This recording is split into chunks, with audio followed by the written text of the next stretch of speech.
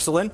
Hex has a lot of things. It does a lot of things different than regular digital card games that you're used to today. The first is that Hex is a full trading card game. It is a buy, sell, trade secondary market, so you're actually investing in something. You're not just vomiting money into the bottomless Syzygy money pit. The second is that Hex uses the digital design space to reduce variance in a lot of nice ways. So I've just played a resource out here, and this resource lets me make a decision when I play it. It basically lets me stack my deck. So I choose between resource or non-resource, and the next card I draw is going to be guaranteed to be a resource now, which is nice because I want to draw a couple more resources here.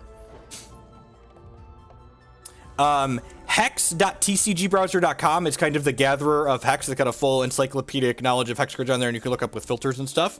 Another great thing Hex does is reduce some of the frustration that comes with flooding out in Magic. So you can see here my opponent and I each have different avatars. These are not just cosmetic, they have an impact on the game. Not only do they determine our starting life, you'll see here my opponent started with 25 health and I started with 21, but they also have what's called a champion ability. So my champion says for 3 charges, so basically every time I play 3 resources, I can draw a card and then discard a card.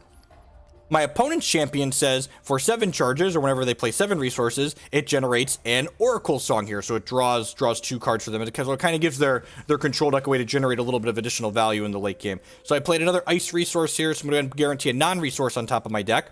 And then I'm going to play this Thunderfield Seer that has a mechanic called Prophecy on it. So you'll see a little animation come off of him here. When Thunderfield Seer enters play, it modifies the text of the next action card in my deck and adds the line of text, draw a card to it. So very, very simple but kind of elegant design that we just wouldn't be possible in a paper TCG, because you'd have to be like, no, trust me, this is the one I just drew. It draws an extra card. We draw here. Did we draw an action? And we did draw an action. You see here, this Violet's Caress now says it's Prophesize, and it draws a card. So I'm going to go ahead and I want to Violet's Caress them here. Yeah, I'm going to Violet's Caress them while their defenses are down. So in Hex, you can see when I play a card here, it goes into the center. Hex has a chain where you can respond to things that your opponent is doing. So if my opponent had resources available, they could have played a quick action to respond to my Violet's Caress there. You'll notice the Violet's Caress, when I played it, didn't go into my discard pile. It went back into my deck. That's because this card has a mechanic called Escalate, and it says as it resolves, it puts itself back into my deck, and then it increases the amount of damage all of my Violet's Caresses do. So you'll notice here, this Violet's Caress now does 2 points of damage. The next Violet's Caress I play will do 3 points of damage, etc. Every time we play one, we're gonna get a little bit more damage out of them. Oh, and Violet's Caress has life drain, so it gains me a little bit of life too.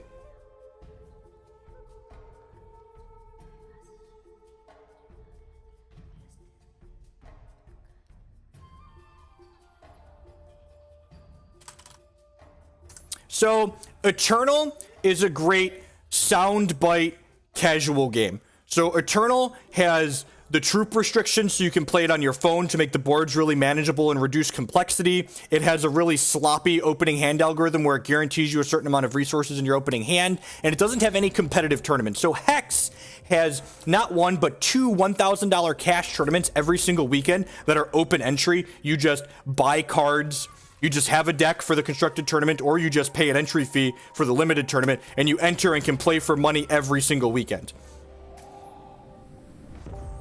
One thing that I didn't mention is that I mentioned Eternal has kind of a lazy opening hand algorithm. Hex has a really elegant opening hand algorithm modification. So the opening hands in Hex aren't completely random. What Hex does is Hex uses a modified hypergeometric distribution to make it so everyone mulligans less. It takes the 10% most resource light hands and 5% most resource dense hands that your deck could generate and just doesn't generate them for you. Basically, everyone mulligans less because there's less all landers and no landers that everyone could be drawing. I'm going to go ahead and activate my champion power here, which lets me draw and discard a card. And my champion power is kind of an enabler for a reanimator aspect of my deck. I really don't like limited in general. The last limited format in Hex I kind of enjoyed. Like, it was I played an okay amount of that, but in general, like, I don't play limited in Magic, and I don't really play limited in Hex. Hex is completely free to play if you want it to be. You can find it on Steam, just Hex Shards of Fate. So this Transmogrifade card takes my opponent's card and turns it into a random troop with -1 cost. So this will turn this into a random 3-drop. If this resolves, you'll see my opponent has 1 resource here, so they could have a card to respond to this Transmogrifade. It turned into a Frigid Buffalo. Go ahead and cast this Theorize, which lets me draw 2 cards and discard a card. And then after that happens, it's going to draw an additional card here. I'm going to bin this other Eternal Seeker here. So I've got 2 fatties in my bin. And I've got 2 Mordrom's Gifts here to return them to play. I mean, the current limited format is just like, oh, I didn't realize I had a second resource. I was talking and reading chat. I could have played this Exarch of the Egg. Exarch of the Egg has another really simple digital mechanic. When this comes into play, it adds 2 cards to my opponent's deck that are called Spider Eggs. And then when my opponent draws the Spider Egg, I get a 1/1 unblockable troop. That's literally every limited format almost ever, Elwins. Also, if you're a console player, Hex just announced that they're going to be porting themselves to the PS4. The release date for the PS4 port is going to be September 19th, I think they said. You mean spooters? I love me some spooters. Oh, sorry. So part of the egg is they get to draw the next card. So they put the top card of their deck into their hand afterwards. They don't skip their draw. That is an important note.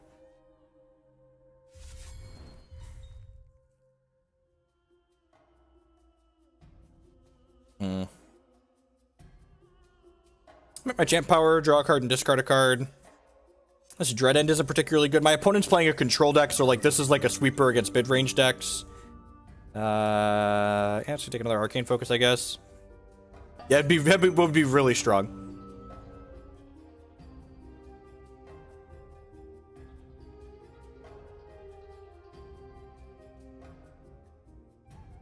Yeah, I mean, like, why wouldn't you want a bunch of digital mechanics? You can do a lot of sweet things that you can't do in a paper game. I'm gonna play Exarch of the Egg. And I guess there are games that, like, there are decks that, like, don't have any digital mechanics in it, but, like, that's kind of boring. So now, my opponent has 6 Spider Eggs in their deck, because this one put 2 in for itself, and then this one got 2 from each of these guys, because they put eggs in every time a Venom enters under my control. I think this matchup's a little bit hard for us game 1, but we're in an okay spot right now.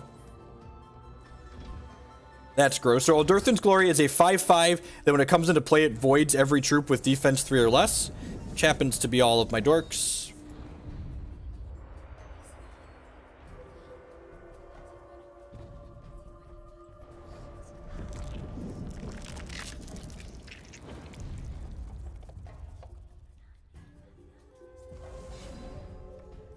Another Mordrom's Gift. All right, well, let's try and put Eternal Seeker into play.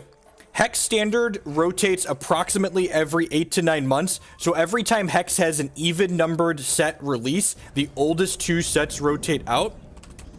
There's not a limit on the number of permanents you could have into play. So Hex does not have a mobile client because a lot like Magic, the board states can get really large. Like you can have dozens or even up to 100 troops in play sometimes when you have a deck that generates a lot of them. So it wouldn't really be friendly to like try and poke at 100 units on a 5-inch screen. So my opponent's got the card advantage here, but like, it's got this 5/5 flyer that killed their thing. So hopefully we'll just beat them down here. And like, if they deal with this one, I've got 2 more Mordrom's Gift to bring more stuff into play. I can't get proper testing. Well, you shouldn't expect to get proper testing on anything like Magic. Like, did you see the Magic Online League we played today? The Magic Online League I played today included Grixis Dak Faden. Like, come on. Like, everyone plays crappy Legacy X ever. If you want actual testing, you need to work with, So my opponent Runebound my thing, that's fine. So Runebind is a card, and this is a card that can interact with something on the chain. It kind of puts a card into a stasis form. So it takes a card in play or on the chain and turns it into a mysterious rune. And this mysterious rune kind of stays off to the side, and I get to replay this Eternal Seeker for free when I have a resource enter my hand. So my opponent played a card called Psychic Ascension. This is a control finisher. So you'll see their avatar changed here because they're a new champion now. Their champion now says whenever you play an action, they get a random troop. So basically my opponent is playing Momir Vig and we're trying to race them while they play Momir Vig. So hopefully we draw a resource here to recast this thing, get our 5/5 back out. Dread End is not particularly exciting. I don't just want to fire off these gifts, I don't think, because I want to save the Seeker that's in my yard in case they put some troops into play that I need to get rid of.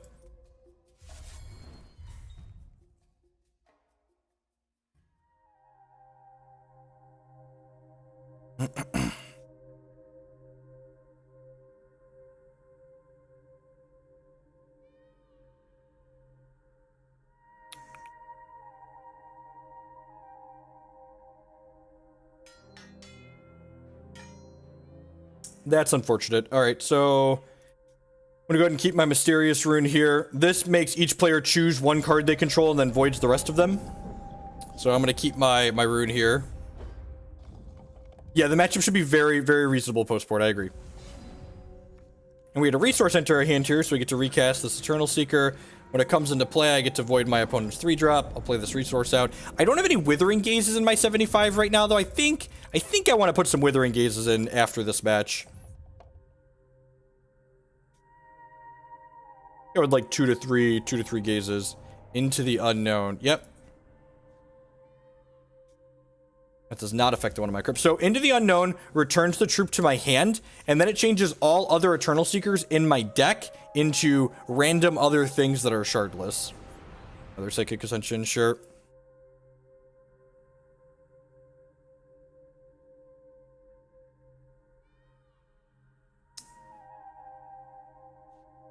I'm gonna go ahead and Violet's Caress them in response. This draws them cards if they have more cards in hand, if I have more cards in hand than them.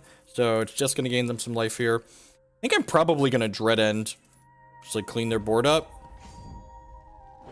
Rid of their flying troops. Their flying troops are pretty valuable because they can let my Eternal Seeker fly over. I'm gonna play this Blood Ice and then put a non-resource on top of my deck because I'm really looking to draw some more action at this point. We could definitely beat Psychic Ascension post-board, but game 1's gonna be a little bit tough, especially if they like have another Into the Unknown.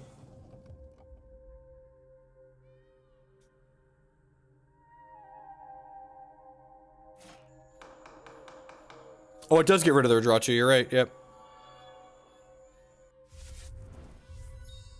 That's kind of scary. Hierophant's going to be rotating with set 8.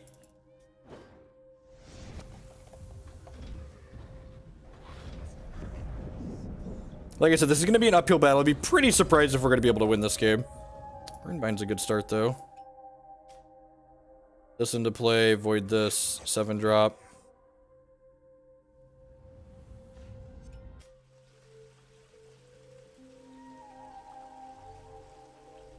So I got to Runebind their Interrupt here. Let's void all things that cost 7 because this Poet is really nasty. I'm not going to use my champion loot just yet because, like, I don't mind holding on to this gift if they play, like, a dark card out. So I kind of want to wait until I have a card that I don't really want to draw discard. If you check out this article, it talks about, I haven't actually linked those yet. So the How to Hex article talks about Hex from a Magic player's perspective. And then this article here has links to budget deck lists in it. It's going to block here, I think. Totem Trap. All right. I guess I have another Mordrom's Gift, so like that's not a big deal, but it's kind of annoying. Yeah, we're definitely behind here. Like I said, this matchup's kind of hard for us, game 1. We have a lot of, our deck has a lot of anti-aggressive cards in it, and like our anti-aggro cards are definitely worse in the matchup than their anti-aggro cards are.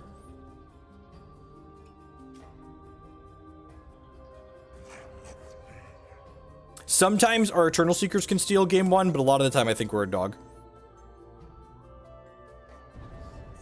That block might have been bad on my part since they have could have Totem Traps game 1. Outside of the evolving sealed format, all of Hex games are pretty much best of 3. Yep. We're basically out of win conditions at this point because I only have Eternal Seeker and Violet's Caress as win conditions in my main. Hopefully we get Violet's Caresses and a Psychic Ascension post board. Go ahead and get these Dread Ends out of my deck and these Exarch of the Eggs out. The Transmogrifades and bringing these into the unknowns. That's fine. Really want any of these other cards. So, post-board, this deck pivots into what's kind of a Storm-type deck. This card, Syzygy, says whenever we play an action, all actions with the same name as that card in all zones get -1 cost. Bounty of the Magus is another Escalate card similar to Violet's Caress, but it draws you a bunch of cards. So the first one, if we play this with Syzygy out, it's going to cost 3 and draw 1. Then the second one's going to cost 2 and draw 2. The third one's going to cost 1 and draw 3. And eventually we can just draw through our entire deck with Syzygy and Bounty, and then we just Violet's Caress them a bunch to kill them. When you're a starting player, I would definitely recommend the Evolving Sealed as opposed to Draft. Draft is timed. You draft in a pod. You draft with a pool of 8 other players, so it doesn't necessarily give you time to read all of the cards because there's a timer to keep the draft moving. So I'd definitely recommend Evolving Sealed until you get a better feel for the format. So this Well is a resource. It's a dual shard that can make either of my thresholds. But unfortunately, I have to have a starting threshold in order for this to make a color. So I have to replace this hand because it can't make any colors. And this hand's pretty decent. It's got Syzygy and Theorize and a Bounty of the Magus in it. I would prefer if I could play the Syzygy on one, but, you know, turn 2 Syzygy is fine too.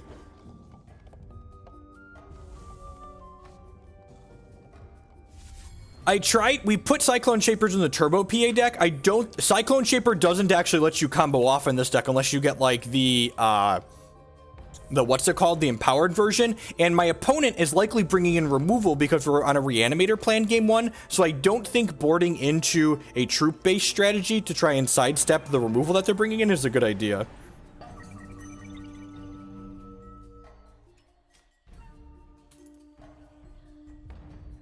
Kinda Omni-Z, so you draft in a pod, but then you play the matches asynchronous at your own pace. So you draft with other people, but you don't necessarily play within your draft pod.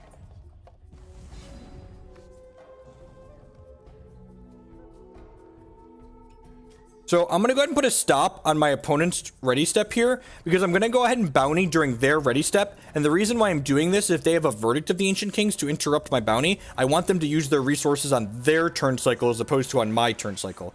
And they didn't, so that just resolved. God bless. The Evolving Sealed format is very cheap. It only costs, it's 2 booster packs plus $1 worth of in-game currency, and booster packs cost $2 each, so if you don't have any packs to start, it's only $5, and you get extra packs in the Evolving Sealed Gauntlet as you do better in the Gauntlet.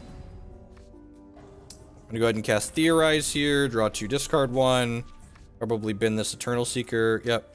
And then I'm gonna go ahead and loot with my Champion Power, draw 1, discard 1. Runebind's okay. Yeah, I'm actually just going to bin another Seeker here. Just, like, get those in my bin ahead of time. I'm going to go ahead and play this out and put a non-resource on top of my deck here. I'm in an okay spot. We really want to hit, like, a Heart's Whisper or another Bounty of the Magus to snowball some card advantage here, but we're doing fine other than that.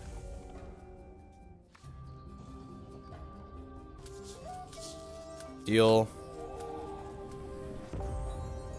They don't have a 4th resource. It's good for us.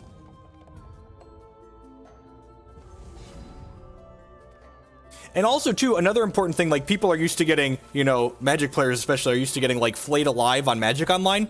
If you're someone like myself who, like, really likes playing Constructed, the list of budget decks I have 2 different decks that are only about $20 each. The Constructed Ladder on Hex is 100% completely free to play. So if you just buy a cheap deck that's reasonably competitive, you can play as much as you want without putting any more money into the system.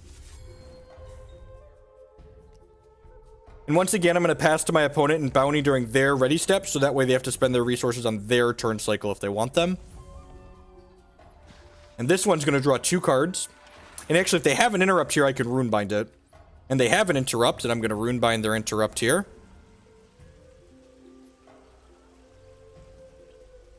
You can't patent game mechanics. It's like trying to patent mathematics. The tier 1 competitive decks, so like Redlings and Mono Ruby and stuff like that, usually range about $100 to $150.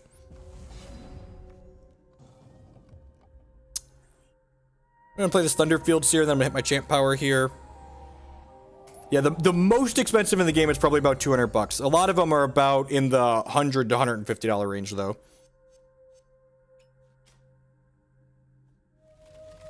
And we have a non-resource to the top of my deck here.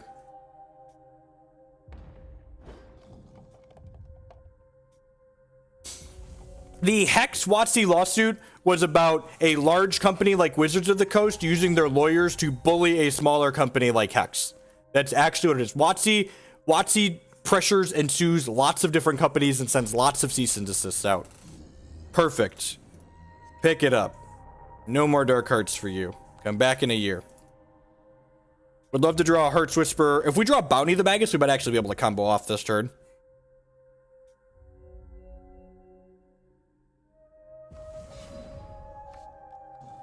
Focus could be anything, even a Bounty the Magus. Tilt. Well, I guess this gives us the 8th resource to ascend, right? So that's pretty good. Yeah, I mean, if you can't innovate, litigate. Like, you know, keep the competition down by suing them out of the business. This deck that I'm playing, I think, is about 150.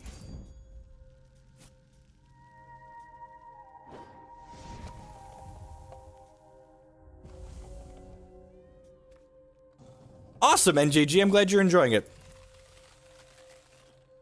And again, like I said, like if you're someone, if you enjoy limited, Evolving Sealed is worth playing. If you're someone who enjoys limited, if you enjoy constructed though, like picking up a cheap deck and playing as much Hex as you want, and like learning the format and getting a feel for the cards, and like you earn rewards on the ladder just from playing too. So like, if you do like limited, but you also enjoy constructed, you can buy a constructed deck and then win booster packs on the ladder, and then use those booster packs to enter into limited tournaments.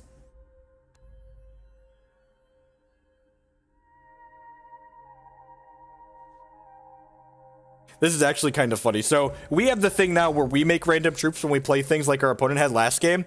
This puts a troop back in my hand. So I'm going to throw this back into my hand because he prophesizes. The easiest way to convert gold is if you look in the trade chat, there are people who buy gold for platinum. Look at my opponent's hand with this card. Take a quick screenshot of Rooney.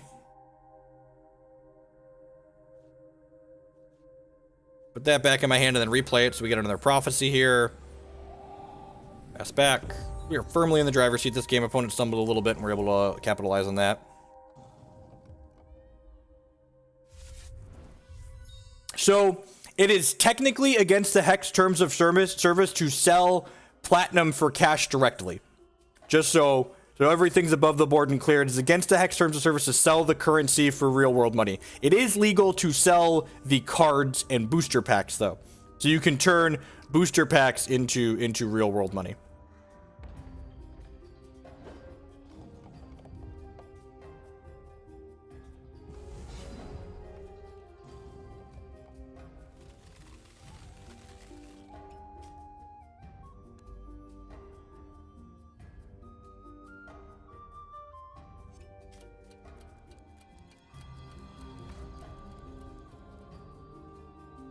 Plus 1 damage. Guess I'm gonna offer this trade here.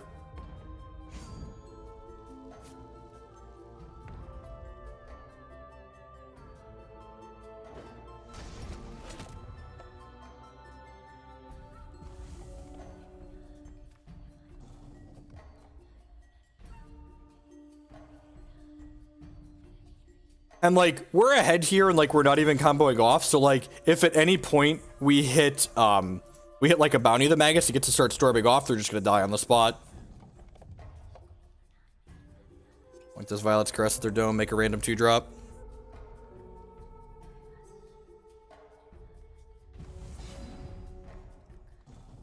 Heart's Whisper. So this card lets us Fate Weave, and then it's Prophesize. This is gonna draw 3 cards for us. Man, where are my bounties of the Magus at?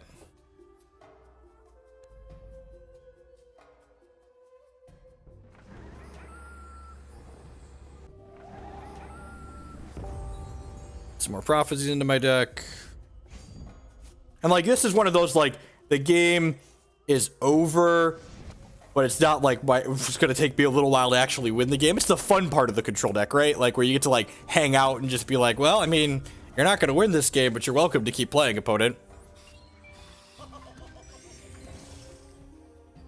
Sure. Oh, geez. That has the mill gem in it. I did not realize that had the mill gem in it. Huh. I might have made a huge mistake. Huh. we could actually lose this game.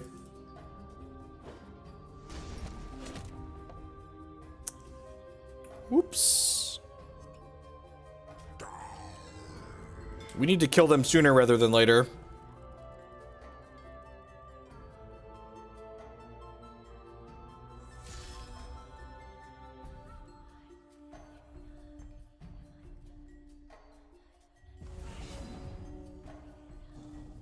Alright, hopefully we can combo them this turn.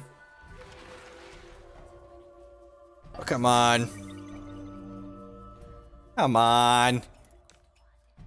Oh, that's a tilt. So I'm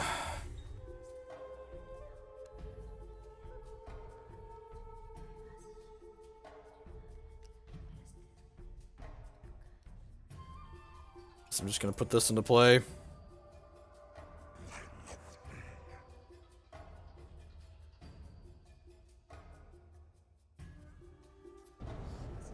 Do I want to just Runebind here?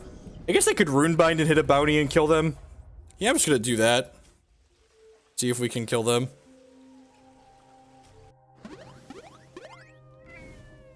This might be aggressive.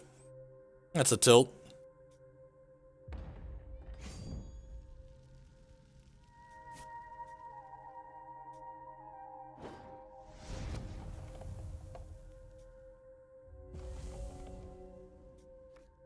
Yeah, Syzygy does make Paragon a bit worse. You're not wrong. Yeah, that's fine. I'd much rather they do that than play out the Mad Robomancer.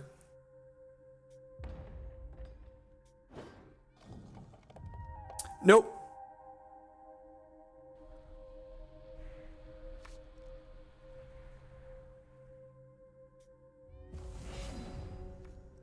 Alright, sweet. So there's a bounty in the Magus. So we're pretty likely to combo this turn. Also, they're just gonna, like, die to these dorks, right?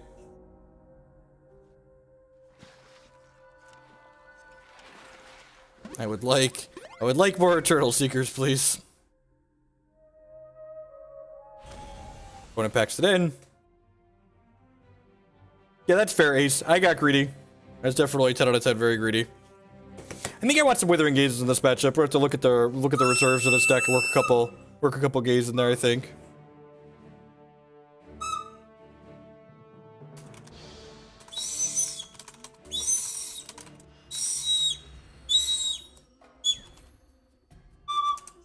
You found the recorder?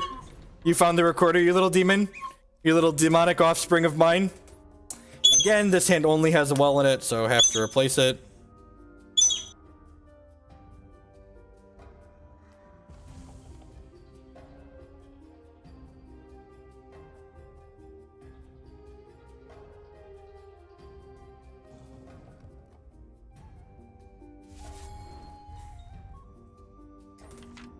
The little fat boy is asking for cheese balls.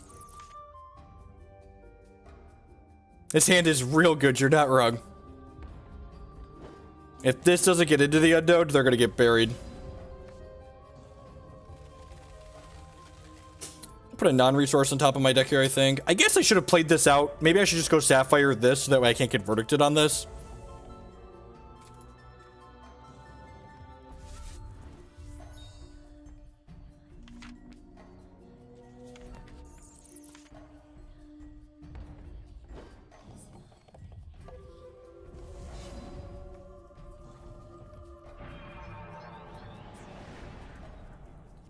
If they have Into the Unknown, this hand's, like, still pretty reasonable, right? Because, like, I still just get to, like, spiral advantage with these bounties of the Magus. Like, even just, like, a fair bounty of the Magus, my opponent is going to have a hard time keeping up with. I think I'm just gonna, so if I do the pass back to their turn, they're gonna have access to weave into nothing. So I'm just going to go ahead and play this bounty of the Magus now, so that way it's less likely to counter. They likely have Verdict of the Ancient Kings in their 75-2 to like counter on 2, but they're more likely to have weave than Verdict, I think. If my opponent plays a Darkheart here, I guess I'm a little sad. But like I didn't really have a line to play around Darkheart not making me sad. So Darkheart makes me sacrifice a non-socketed card, so my Syzygy has to die here, unfortunately. I'm gonna lead on Bounty of the Magus here. And I don't have any transmogs in my deck actually, so let's do this first and then do this. Pilot's Caress, sure. I'm basically looking for a Seeker, right? So I could Mordrom's Gift it back into play. Perfect. And I'm just gonna go ahead and pass the turn here now. Can chump block a Rue with this Thunderfield Seer this turn, gain 4. If they don't play a non-slow shard here. Okay, if they have Runebind, we could be in trouble. If they don't have Runebind, we're gonna get them good.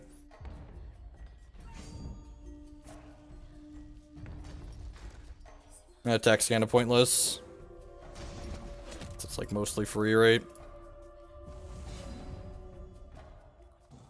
My champ power.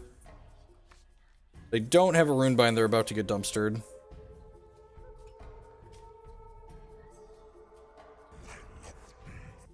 Rats. So Runebind turns my thing into a rune, and then it allows the Dark Heart to be, I'm gonna have to sacrifice that rune next turn, so it kinda sucks. Put a non-resource on top of my deck here. We're in pretty quick clock here.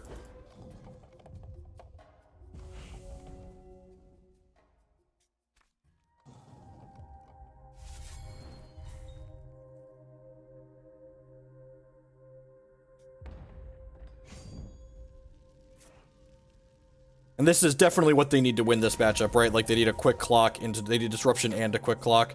That seems like a crappy... I guess they could just, like, take my Seeker away. That's fair, they don't have another Runebind. Reasonable line. Looking for, like, Into the Unknown here.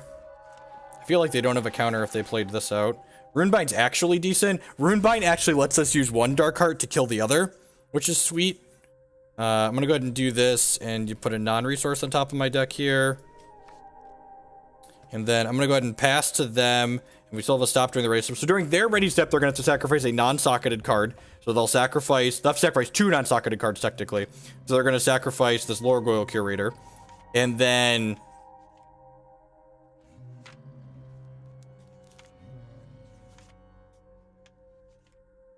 I guess maybe I should have played this. Do I want to Runebind during their ready step is the question. I don't think I do because they get their champ power and then draw a card out of it right away. If I'm lucky, maybe they'll draw a bunch of cards pre-combat and then I can Runebind. Yep. Alright, so now that they already drew, like, did their card draw stuff, I'm gonna go ahead and try and Runebind this now, I think.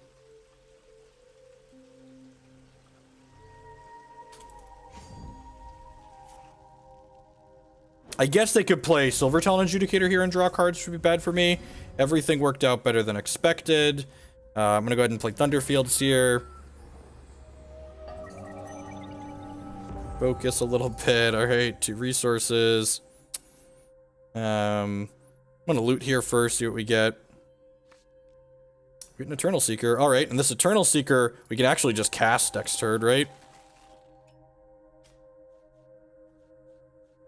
This one's Prophesy still, yep.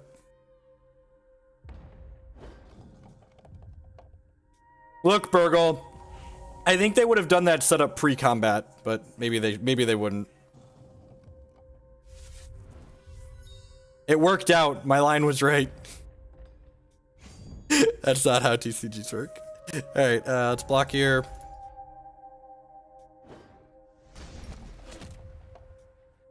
I'm gonna go ahead and Caress their face at end step.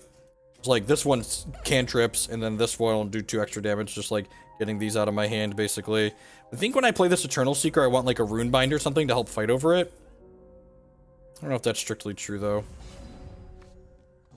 Theorize. Yeah, I'm gonna play this, and then play this Theorize. This, like, is basically a time walk, right? Extra shard. Draw an extra card.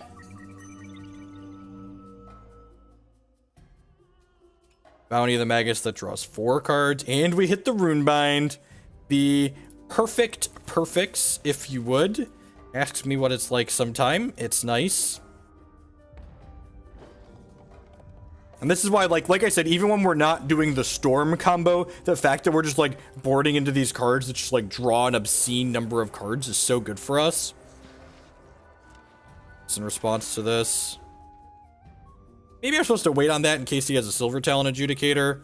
But, like, the more cards they see, the more likely they are to find an interrupt. Deal. So, they're gonna need 2 interrupts to fight through my Eternal Seeker here, since I have a Runebind.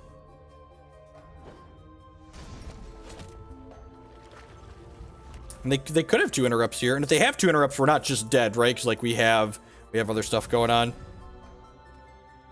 Another bounty that I could play in response to.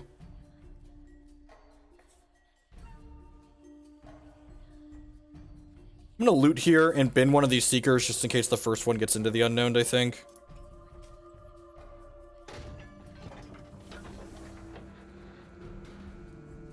If they don't have 2 interrupts, this probably slams the door shut. I don't even have 1 interrupt. Alright, well. So long, pressure. No more. Transmogging, 7 drops. Not great. Turned my 5/5 flyer into a 4/5 flyer. Into a 4/5 ground pounder. Am I doing anything else here? Yeah, might as well focus. Get set up for next turn. Maybe find my Psychic Ascension. Take their Violet's Crest. I've dealt with most of their stuff at this point. Violet's Crest being reach and a little bit of way to buffer our life total in case that, like, a Silver Talon Adjudicator is nice. There's Psychic Ascension. Alright. And I can Runebind this. And then I can Mordrom's Gift my Eternal Seeker back to play and void this.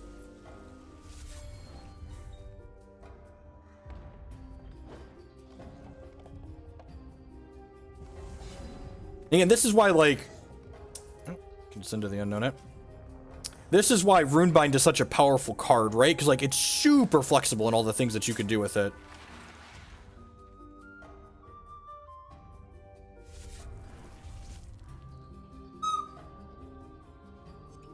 I'm going to go ahead and play this now, because otherwise we're going to have to discard.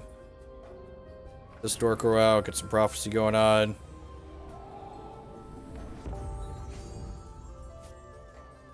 Oh, it's minus cost. Oh, yeah, you're right.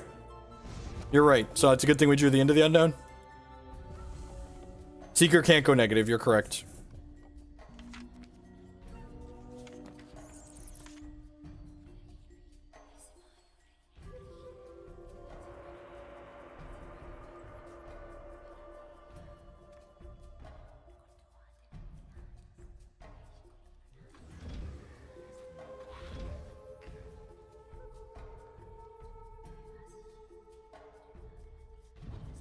It's doing 5 yet? Just 4.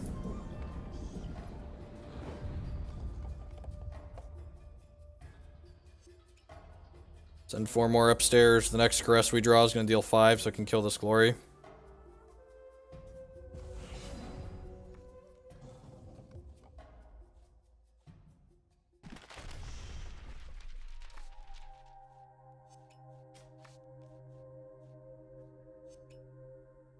Actually, just try and kill them, right?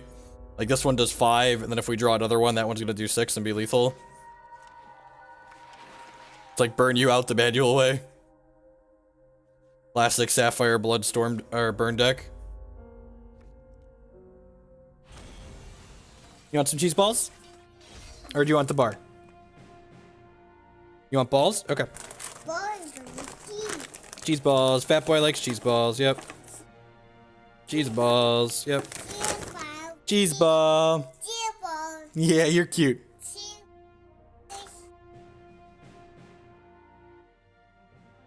Isn't Tron just the Eternal 3/2 deck? When do we not? Do I want to put a Withering Gaze or 2 on the board? I feel like I want 2 Withering Gaze on the board, but I don't really know what I want to cut. Like, I kind of want my Massacres and my cheap shots. Primal packs? Primal pack just paid for half your budget deck, OmniZ. Primal packs are usually worth $10 or more. You can sell them on the auction house. They have 3 legendaries and I think 12 or 14 rares in them. If you look on the auction house and filter for the set and then primal packs, you can see how much they're selling for.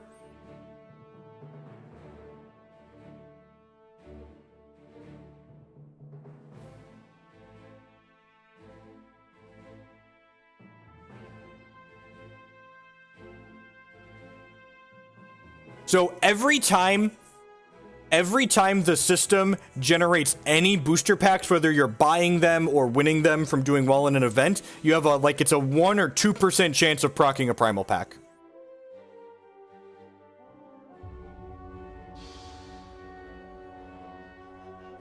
I think 2% is right.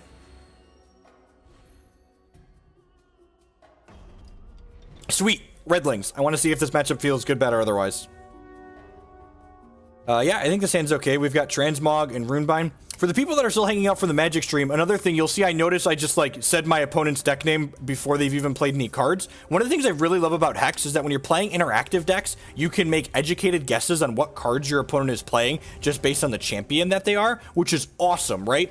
Because if you're familiar with, like, interactive decks in Magic and TCGs in general, like, sometimes you keep a hand that's like, well, this hand is good in a control mirror against a mid-range deck, but then my opponent was playing aggro, so I just died. So, like, the fact that I get to, like, look at my opponent's champion and go, oh, that's Ivan Slagpot, that's usually the aggressive deck, and then, like, get to, you know, make an educated mulliganing decision is kind of huge.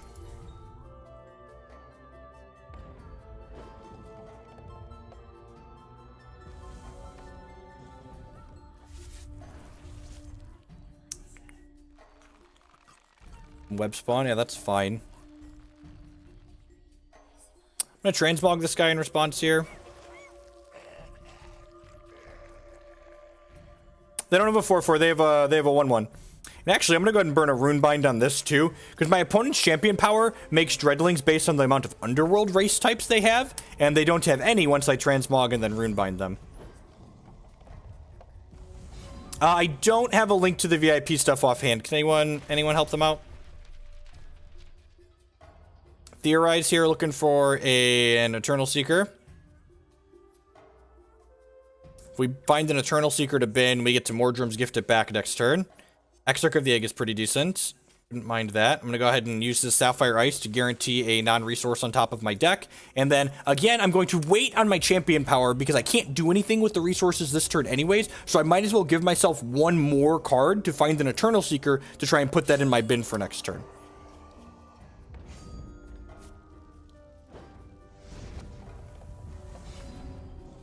Enchant power here. We missed. What am I getting rid of at this point? Is it just the Heart's Whisper? It might just be this Heart's Whisper. I'm gonna go ahead and Seer first and then Focus, because if I find a Seeker, I'm gonna take that and then Theorize, which we did. Sweet. Let's play this out. Then I'm gonna go ahead and cast this Theorize. This is why I kept the Theorize over the Heart's Whisper. Perfect. So hopefully we don't die this turn. I have my 1/1 to be a chump blocker here. This is Prophesize, which is awesome for us. So we're gonna get hit for 2 here. Maybe 6 if they have another 3-drop. Hopefully they don't have Lasgar's Vengeance. If they have Lasgar's Vengeance, we could be in a lot of trouble.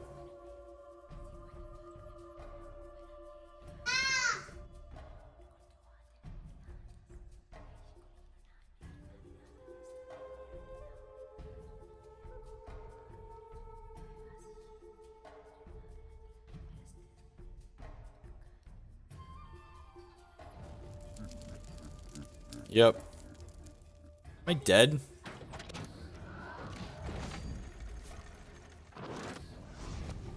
Okay, not quite dead yet. Oh, we're gonna go ahead and Mordrom's gift the Seeker back into play and hope this is good enough, I think. I think I'm gonna avoid the 2-drops here. And then I can trade with their Crusader. Although I guess this lets them draw cards if I trade with the Crusader, so maybe that's bad.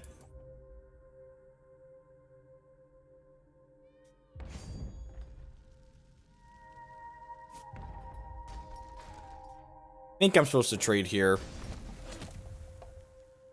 This preserves my life total a little bit, but gives them 2 extra cards. But I feel like I'm not losing this game on the card advantage axis. So, like, giving them 2 extra cards seems fine here. They need to have Lasgar's or Cremate here to finish this off. If I draw a couple more Violet's Caresses, we could potentially buffer our life total a little bit and stabilize. This Caress gets to kill this Gravengeist this turn. Declan, can I wipe your hands?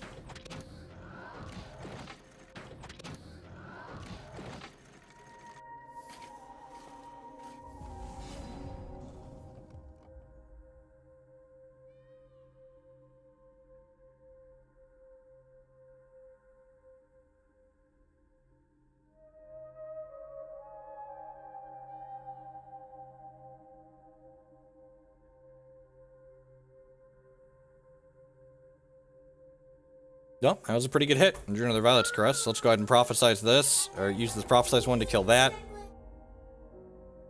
This puts me to 8 and draws me a card. Another Violet's Caress. Okay, well, I think at this point I'm just attacking for 5.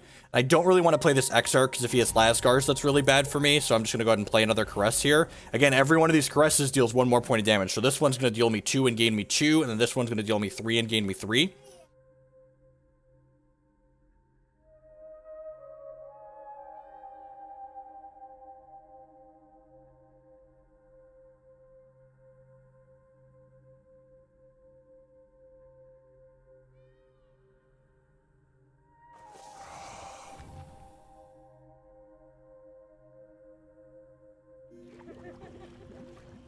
Sure.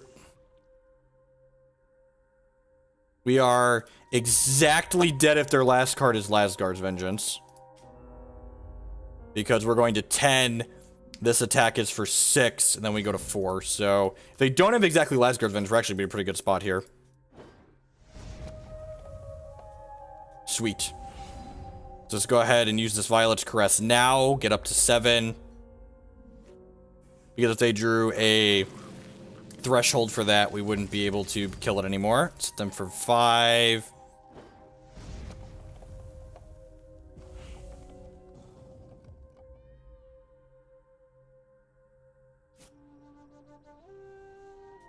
That's funny. They could give it flight. Well, good use of your cards. Yep.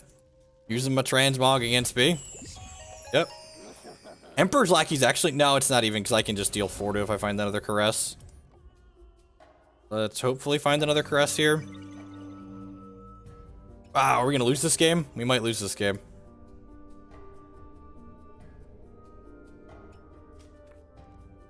Yay, Transmogrifade. Alright, so...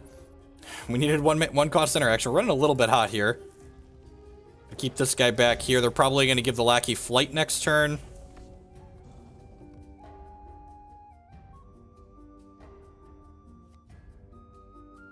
If I hit another resource, I get a redraw with that resource. Oh, you know what? I could have also saved the Transmog to Transmog my Seeker so I can block. That's probably bad. The Rhyme Claw in the board is for the aggressive matchups.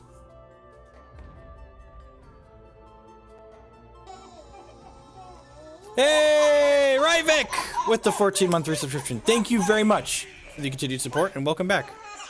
I appreciate it. Transmogging this now, so that way hopefully it turns into something without speed. Got flying. Let's see how they attack here. Probably have to trade this here. And then a Violet's Caress is actually just lethal at this point. That being said, Cremate and Coin are both lethal from their side of the table, along with Lasgar's Vengeance. Trying to fade a lot here.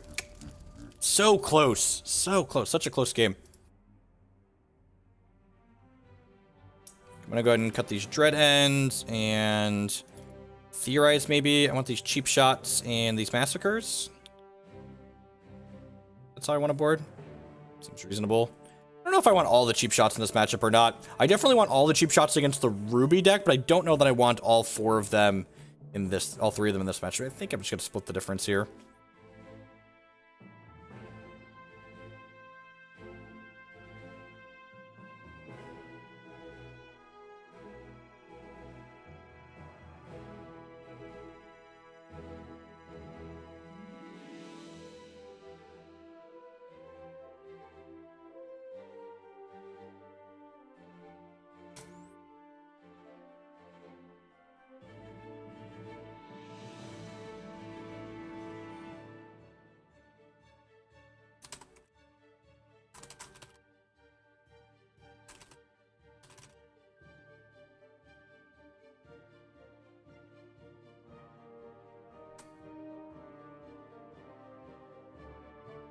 Mentioned earlier, I bought the Constance deck and mentioned that Hero Fall from the Ash would be upgrades. Where would I slot them in if I got them? Let me take a peekaboo at what the budget deck list.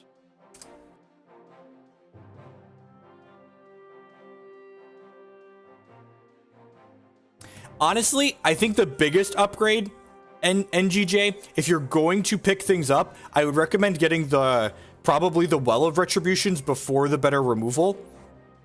That being said, if you did pick up, like, if you already picked those resources up, it's probably like maybe over like a Dark of Night or two. Perhaps over some of the extra like Blinding Ires in the board or the extra Death Chant. Like with Blinding Ire and Rhymeclaw, it's like a lot of anti-aggro, so maybe you don't need all of it necessarily. Sand needs more resources, but if this finds an ice, it's going to be a great hand. What do you cut for Well of Retributions? You would just, honestly, I would just replace the Shard of Retributions with them. I would replace the Shard of Retributions with the Well of Retributions, and then I would cut 2 Blood Shards for 2 more Blood Ice. Because basically you only want to have so many slow shards in your deck, so like playing the Shard of Retributions kind of make it so you have to play less ice, so you don't have too many slow resources. Basically, that's like one of the biggest things I do in all the budget decks is just like replace the wells with the uncommon slow shards. And like the uncommon slow shards aren't strictly worse, but functionally they're a lot worse with how a lot of the games play out. In general, I think you pretty much always want to be playing ice for your slow shards if you're not on a budget restriction. Then shipping up well, we hit that, and then we hit the blood shard too. So got to Exarch right away here.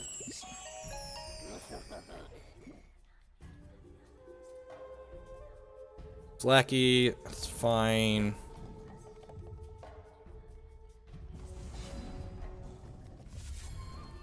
I'm gonna go ahead and use this Heart's Whisper to guarantee a 4th resource for us. We kind of want a 2nd blood so we can cast this Massacre at some point.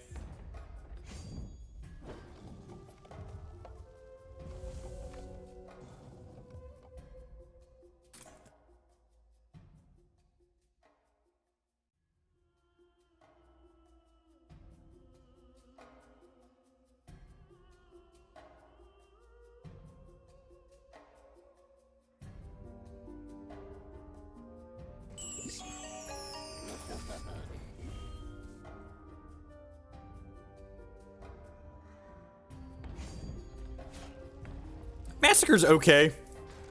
It's fine. Like, it cleans up Emperor's Lackey, and it effectively kills Crusaders without letting them draw cards from them, which is nice. If we draw a non-slow shard here, we can put the Seeker into play. We did not. Sad. Just put a non-resource on top of my deck here. I'm just going to go ahead and pass the turn. Because if my opponent, regardless of what they play next turn, I could, like, Runebind it, and then when we slam the Seeker back into play, clean up all the 2-drops.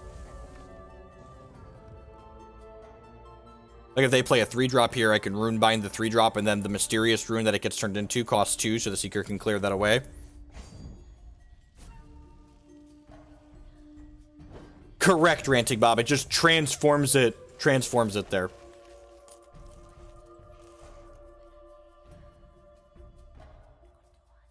Huh.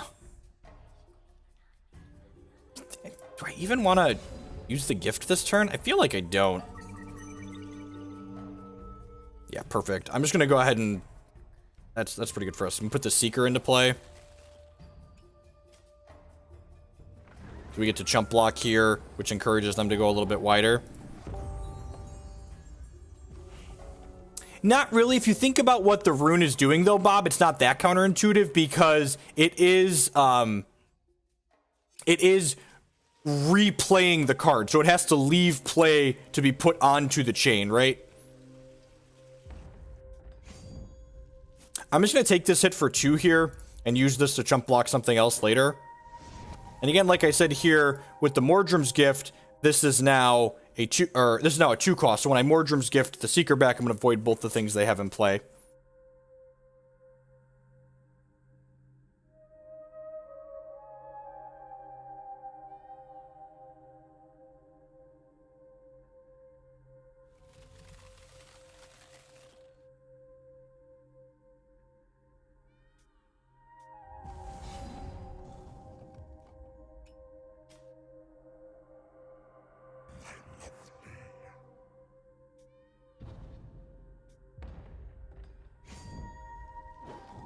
I'm just leaving this back.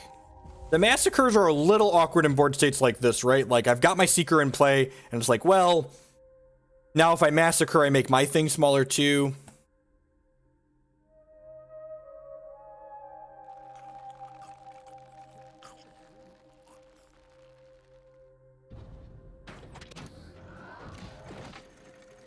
Like, now we've like done this, so I probably just want to Massacre. Yeah, I'm gonna Massacre next turn, so I'm just gonna use this to gain 1. Which means like it was worse than not using it to gain 2, but like I can't know that that's gonna end up playing out the way it did. So hit them for 5 first.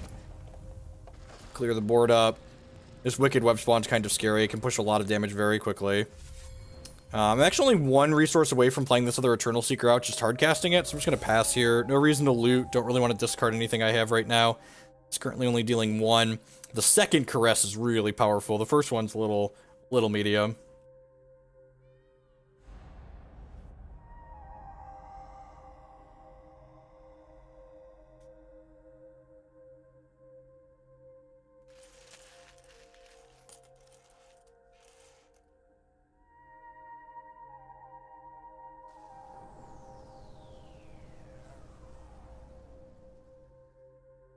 Holy crap. Alright, well. Opponent sequenced a little bit poorly here. They should have done the culmination first, but this makes me discard my entire hand. Well, now we went from being pretty firmly in the driver's seat to being pretty far behind. Yep. Let's loot.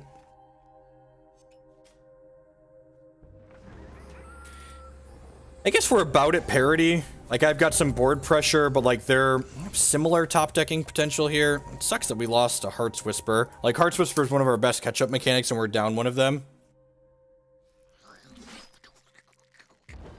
Alright, now we're behind. A non-resource on top of my deck. Which, putting Fate Weaving is actually a little bit awkward with the Prophecy mechanic, because, like, now I know I'm not drawing my Prophecy card next turn, most likely. Hopefully we just draw a Seeker here, or Mordrom's Gift. Alright, it's a Runebind. Probably have to Runebind this.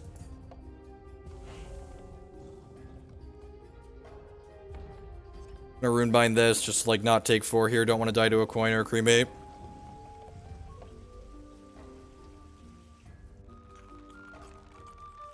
God, he played another 2-drop. Please, please, please, please, punish. Please, please, please, please, please, punish. Where's the Mordrom's Gift? 1 more drop. No justice. Opponent should not have played that out.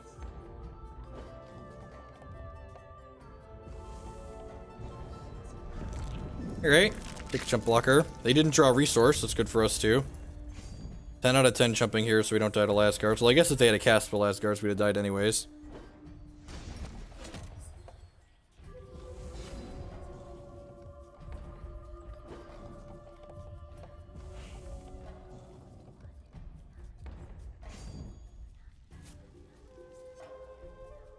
I think I'm obligated to do this. I should have done this before they attack, because they have a Lasgar's in hand. I just let them trigger it.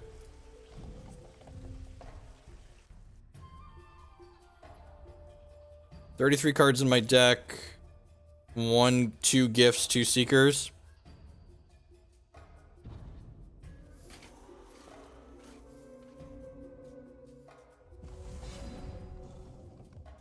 Alright.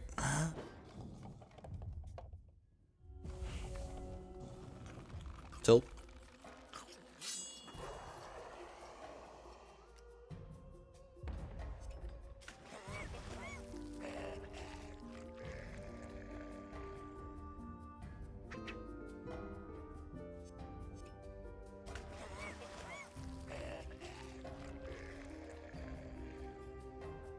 Nice, Darkstar. Thank you for the kind words. I'm glad you're enjoying yourself. Congrats on hitting Cosmic. Looks like we're going to lose another close one here. The culmination in blood was just such a beating. We were so far ahead, and then they hit the culmination. They have a lot of cards on their board for this type of matchup. You know, times they beat you out of the reserves.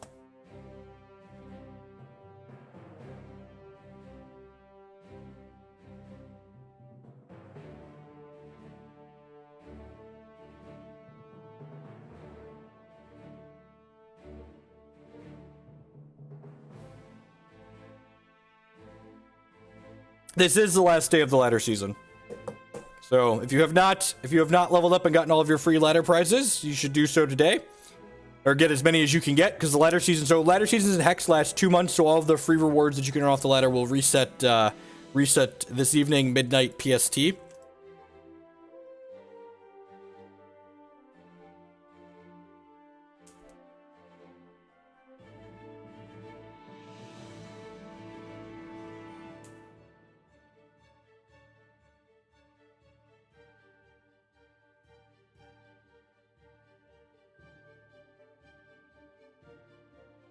I am sick, so we've been playing... The constructed format is really good right now, so we've been playing a buck ton of constructed.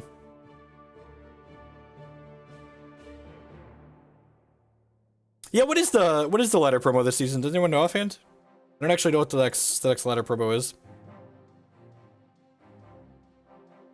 Do.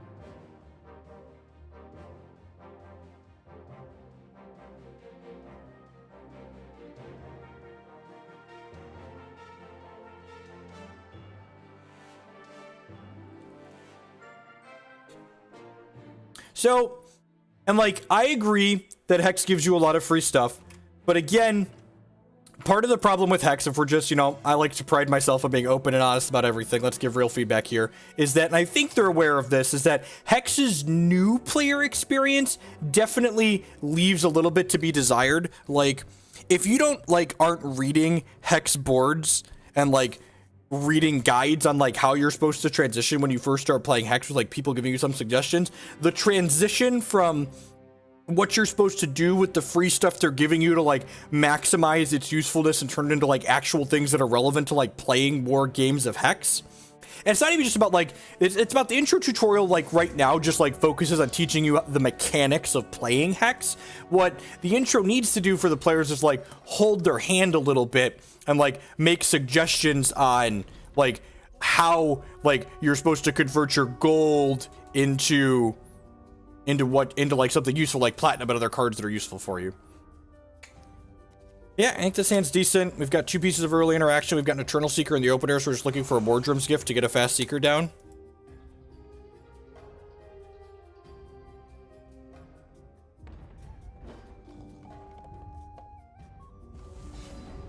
Hey, just like that. All right.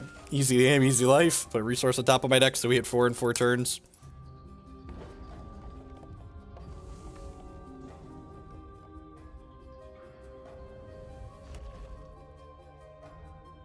And the new player experience is going to be changing. Like we have the PS4 port, right? How do you link? So we got destroyed by a culmination in game 2 of the post board games. We lost a really close game 1, and then we got destroyed by a culmination. To be fair, we bricked a bunch after the culmination does too. Like we were both basically top decking, and they hit a little bit hotter than we did. I go ahead and transmog this Dorko in response.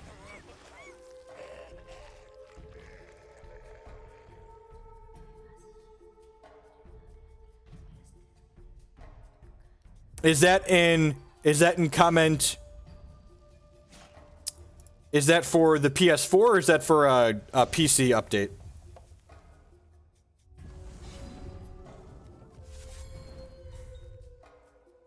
Dread ends are a little awkward. I'm not actually sure if the Massacres are good or not on the board. The Massacres might want to be something else for this type of matchup. And now again here, hopefully my opponent either plays more 2-drops or plays a 3-drop that I can Runebind. It's for the PS4. Okay. Ooh, opponent's got the AAA Matriarch here.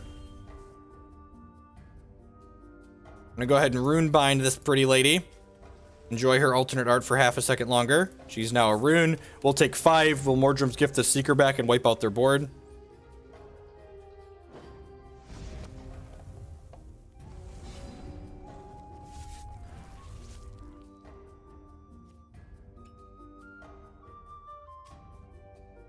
Deck building got a complete overhaul in the PS4 build, Dalzo. Look at the announcement on Sony's site and on the main Hex site. And according to the announcement on their site, you will be able to interact and buy cards from the auction house directly from the deck editor, which is kind of awesome. Like, that's what it needs. Just like, hey, buy all missing cards, basically. We're trying to nickel and dime us out of the game here.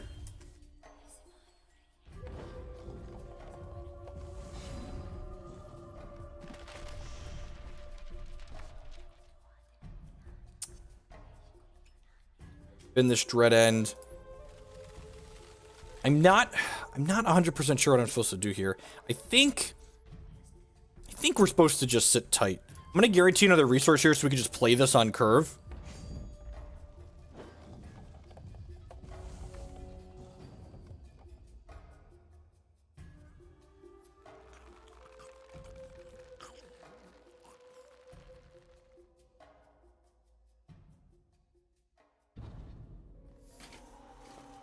Deathseeker, sweet. That gives us something for Violet's Caress to kill.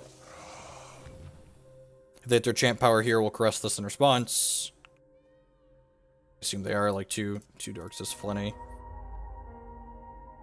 We're taking 2 here. We're gonna end up at 8.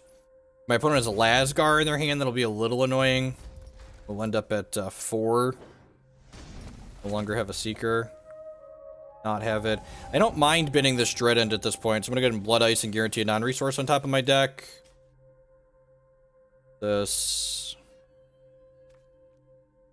Perfect. With that draw, am I okay attacking? No, I'm just gonna hang tight. I think with his other Seeker in hand, we could probably lock this up while we're at 8 life here. If I like a speedy 3-drop, we Runebind it. Nothing. Sweet. That should definitely lock it up. Let's play this. Void all their 2s. Just their Wicked Web spawn. Attack them for 5. So Dread End is awkward. And then I cut. I think I'm actually going to cut those 2. Bring in 2 of these and 2 of these. Are there any other removal spells this deck could play that are better in the Red Lings matchup? There aren't really, right? Not that aren't double blood. We have to play like Stringles or Rockcast, which are kind of hard to... Excuse me, which are kind of hard to cast.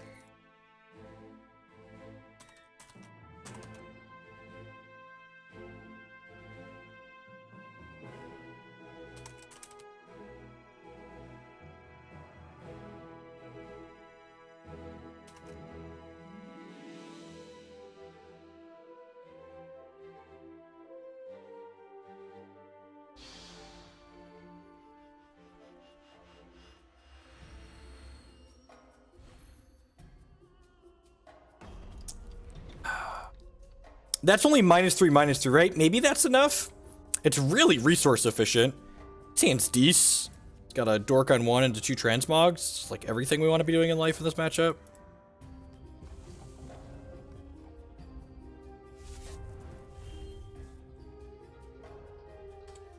I like the out-of-the-box thinking. That's like an Android level suggestion there. This deck really needs a Stingle Whiz, right?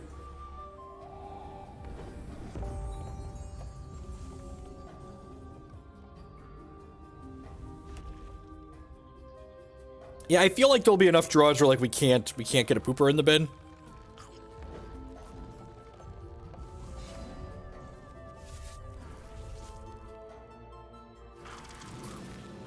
The shame Casualty of War isn't good enough.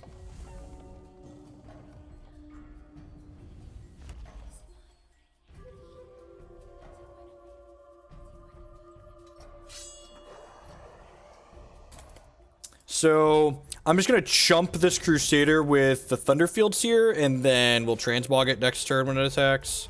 So probably before it attacks.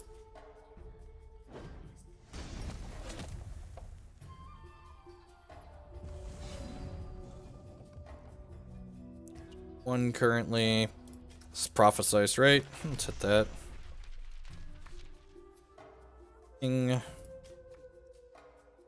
Sure. I'm just gonna pass the turn here. Maybe I should hold up double transmog there, in case they have like another Crusader. Oh, that's pretty good.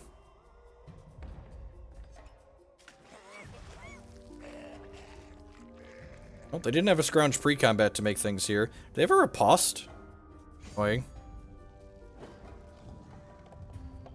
No, nothing too big and fancy. Go ahead and Violet's Caress this now. Before they have a chance to scrounge something and make extra things here. I'm gonna hit this.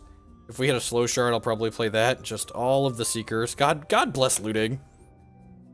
Get a second blood here since we have Massacres in our deck.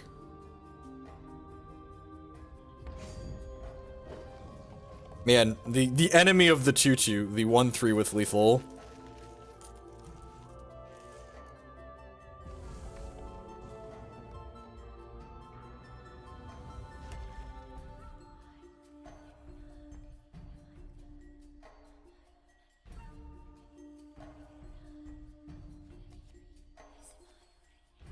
If they hit, what's it called? Rust Bucket. Blamsmith is not a big deal. Transmog that one. Are they gonna crash in? Like, yeah, that's really aggressive. They must have Lasgards in hand, right? Like, that's what this attack signifies. I'm gonna wait and draw a card. No, I'm just gonna transmog this now. If we hit Mordrom's Gift, I'm gonna be a little bit sad that I did that. But I think I want to Heart's Whisper this turn, and if I'm Heart's Whispering, then I'm only going to have one resource up, so I'd like to make that be Runebind. Yep. Do this, put a non-resource on top of my deck, or am I getting to the point where I just want to... Huh. I think I'm going to take a resource at this point. I think we're at the point where, like, I could hit running resources. Like, I'm going to get to loot next turn, too, so I could, like, just work up to just casting this for 7.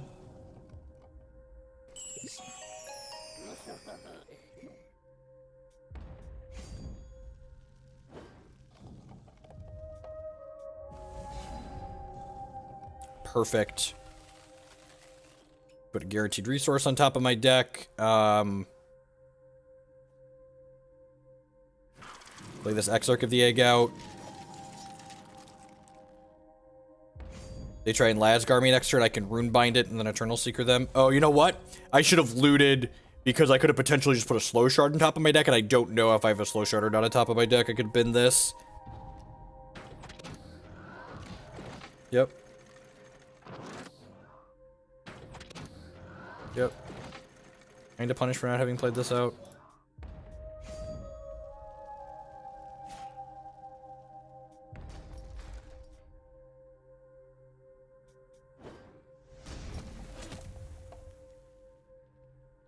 I guess I can Runebind this.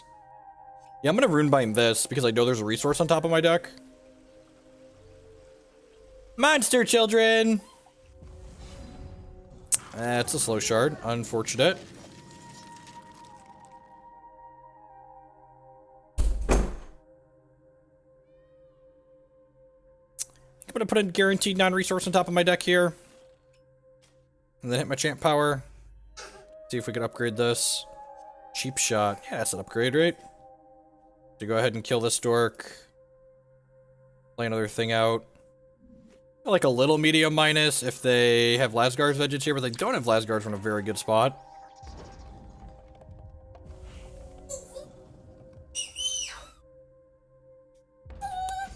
Hi.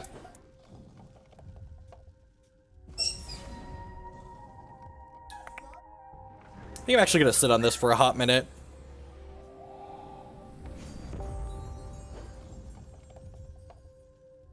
So they have something more. Like, if I want to avoid 2s, I, like, lose my Exarch of the Egg here, too. This is a little bit fast and loose if they, like, hit a, they hit a Death Seeker that could go really wide with Dreadlings, I guess.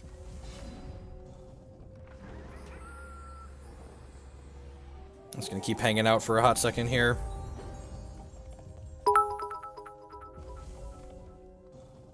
Did you know the world is a vampire sent to drain? I don't know if I understand what you mean, but I appreciate the cheer, so thank you. If they attack with this, I'm going to go ahead and take the trade here. So this way I can play this Eternal Seeker on 2 and get value out of it. Getting a life from my Bloodbearer, which is wonderful. That draws extra cards. We'll save that for later.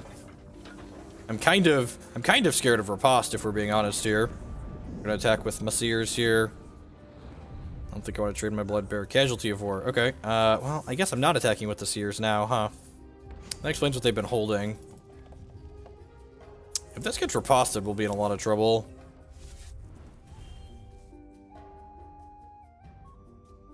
I think we're still just supposed to play it here. You're a Runebind like professional. Cheap shot. Oh, you know what? I'm supposed to bait with this cheap shot almost certainly. Mordrom's gift. Yeah, that's just great, right? Eh, look at that. Have our cake and eat it too.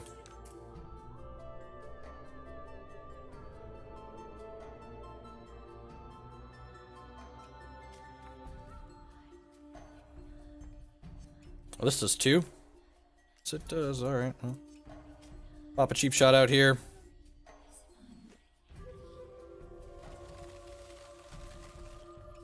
Resource on top. Play this Deadeye Ripper. I'm actually going to leave a Thunderfield Seer back here in case my opponent draws a speedy 3-drop. I think getting in 1 point of damage is not worth potentially taking 4 or 5 points of damage on the backswing.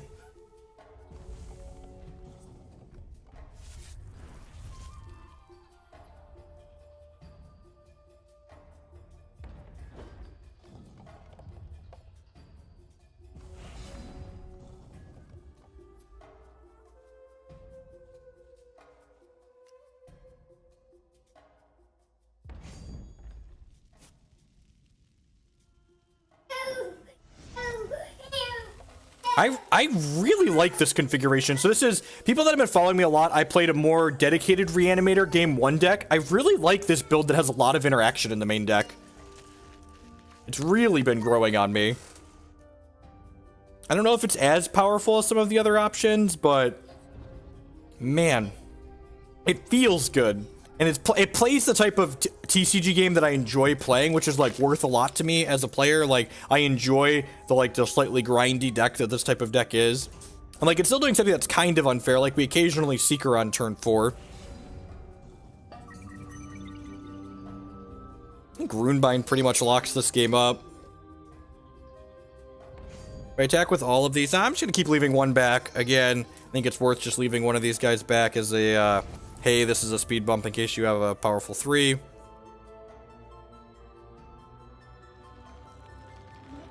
It's been Casualty of Ward. Yep, gain a life.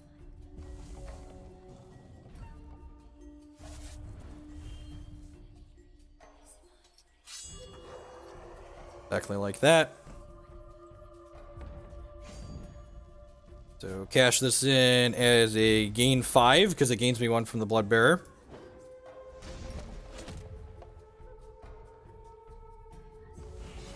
I mean, we're not even afraid of Lasgars on this board, right, Burgle? Because we can just, like, Runebind it and then Mordrom's gift back a Seeker.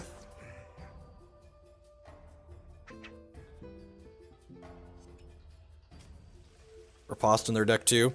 These Redlings players, they got all sorts of hate cards. We beat it that time.